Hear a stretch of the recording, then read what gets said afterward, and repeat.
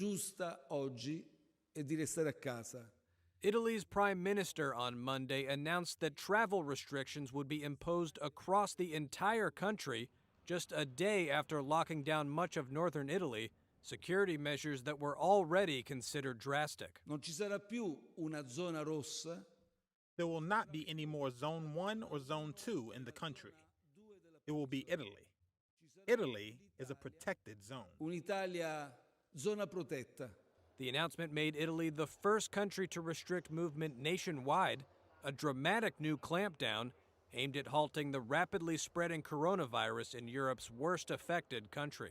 The unprecedented restrictions, which ban all public gatherings and require people not to travel except for work or emergencies, come after an alarming jump in deaths tied to the highly infectious disease in Italy, with the death toll there reaching 463, more than a quarter of which were reported in the past 24 hours. Italy has more than 9,000 confirmed cases of the coronavirus, putting the national health system under massive strain. We're encouraged that Italy is taking aggressive measures. In Geneva, the World Health Organization's director said on Monday that the coronavirus is now closer to causing a pandemic. Now that the virus has a foothold in so many countries, the threat of a pandemic has become very real. But it would be the first pandemic in history that could be controlled.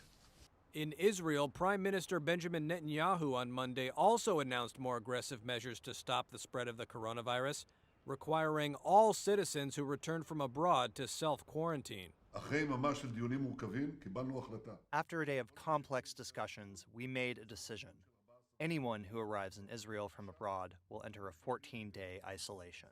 Israel had already taken some of the most extreme precautions to prevent a local coronavirus outbreak, forcing visitors from many countries in Asia and Europe into isolation.